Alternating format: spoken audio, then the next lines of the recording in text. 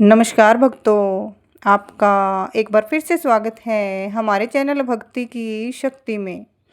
आज के इस वीडियो में हम आपके लिए वट सावित्री के व्रत की कथा लेकर आए हैं। कथा सुनने से पहले आप हमारे चैनल को सब्सक्राइब ज़रूर कर लें। ऐसी ही धार्मिक और रोचक कहानियाँ आपको रोज़ हमारे चैनल पर मिलेंगी। तो चलो शुरू करते हैं वट सावित्री व्रत की कहानी। भद्र देश के एक राजा थे जिनका नाम अश्वपति था। भद्र देश के राजा अश्वपति के कोई संतान न थी।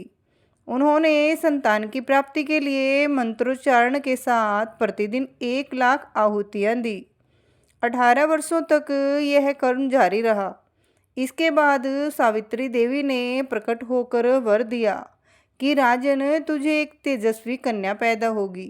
सावित्री देवी की कृपा से जन्म लेने के कारण से कन्या का नाम सावित्री रखा गया। कन्या बड़ी होकर बेहद रूपवान हुई। योग्य वर न मिलने की वजह से सावित्री के पिता दुखी थे। उन्होंने कन्या को स्वयं वर तलाशने भेजा। सावित्री तपोवन में भटकने लगी। वहाँ साल्व देश के राजा धूम्रसेन रहते थे, क्योंकि उनका राज्य किसी ने छीन लिया था। उनके पुत्र सत्यवान को देखकर सावित्री ने पति के रूप में उनका वर्ण किया। ऋषिराज नारद को जब यह बात पता चली तो वह राजा अश्वपति के पास पहुँचे और कहा कि हे राजन, यह क्या कर रहे हैं आप? सत्यवान गुणवान है, धर्मात्मा है और बलवान भी हैं, पर उसकी आयु बहुत छोटी है। वह अल्पायु है। 1 वर्ष के बाद ही उसकी मृत्यु हो जाएगी। ऋषिराज नारद की बात सुनकर राजा अश्वपति घोर चिंता में डूब गए। सावित्री ने उनसे कारण पूछा तो राजा ने कहा, पुत्री, तुमने जिस राजकुमार को अपने वर के रूप में चुना है वह अल्पायु है। तुम्हें किसी और को अपना जीवन साथी बनाना चाहिए। इस पर सावित्री ने कहा कि पिताजी, आर्य कन्याएं अपने पति का एक बार ही वर्ण करती हैं। राजा एक बार ही आज्ञा देता है और पंडित एक बार ही प्रतिज्ञा करते हैं और कन्यादान भी एक ही बार किया जाता है। सावित्री हट करने लगी और बोली, मैं सत्यवान से ही विवाह करूंगी। राजा अश्वपति ने सावित्री का विवाह सत्यवान से कर दिया। सावित्री अपने ससुराल पहुंचते ही सास ससुर की सेवा करने लगी। समय बीतता चला गया। नारद मुनि ने सावित्री को पहले ही सत्यवान की मृत्यु के दिन के बारे में बता दिया था। वह दिन जैसे जैसे करीब आने लगा, सावित्री अधीर होने लगी। उन्होंने 3 दिन पहले से ही उपवास शुरू कर दिया। नारद मुनि द्वारा कथित निश्चित तिथि पर पितरों का पूजन किया। हर दिन की तरह सत्यवान उस दिन भी लकड़ी काटने जंगल चले गए। साथ में सावित्री भी गई। जंगल में पहुंचकर सत्यवान लकड़ी काटने के लिए एक पेड़ पर चढ़ गए। तभी उसके सिर से तेज दर्द होने लगा। दर्द से व्याकुल सत्यवान पेड़ से नीचे उतर गए। सावित्री अपना भविष्य समझ गई। सत्यवान के सिर को गोद में रखकर सावित्री सत्यवान का सिर सहलाने लगी। तभी वहाँ यमराज आते दिखे।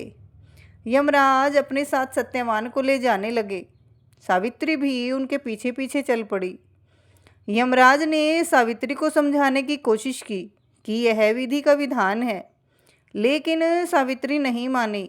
सावित्री की निष्ठा और प्रतिप्राणता को देखकर यमराज ने सावित्री से कहा कि हे देवी, तुम धन्य हो। तुम मुझसे कोई भी वरदान मांगो। सावित्री ने कहा कि मेरे सास ससुर वनवासी और अंधे हैं, उन्हें आप दिव्य ज्योति प्रदान करें। यमराज ने कहा, ऐसा ही होगा।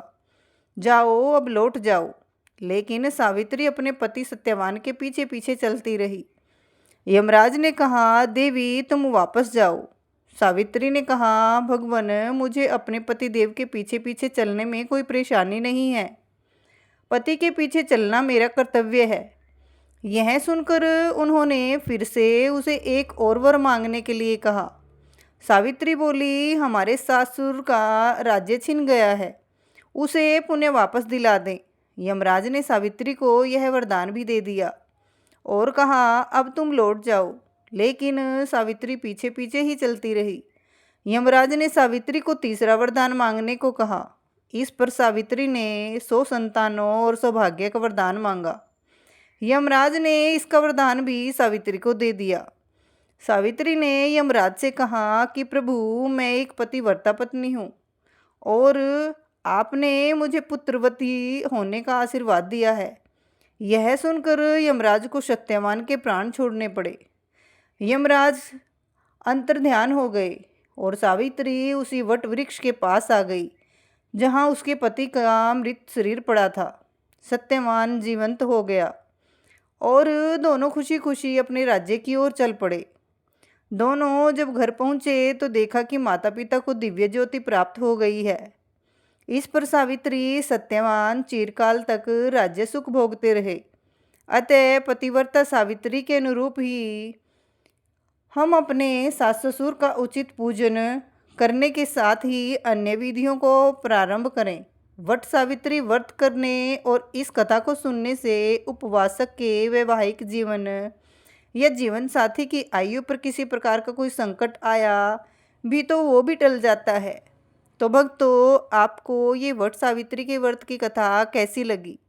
कमेंट बॉक्स में जय श्री राधे ज़रूर लिखना और अपनी राय ज़रूर देकर जाना। जाते जाते हमारे चैनल को सब्सक्राइब भी ज़रूर करना। जय श्री राधे, जय श्री कृष्ण।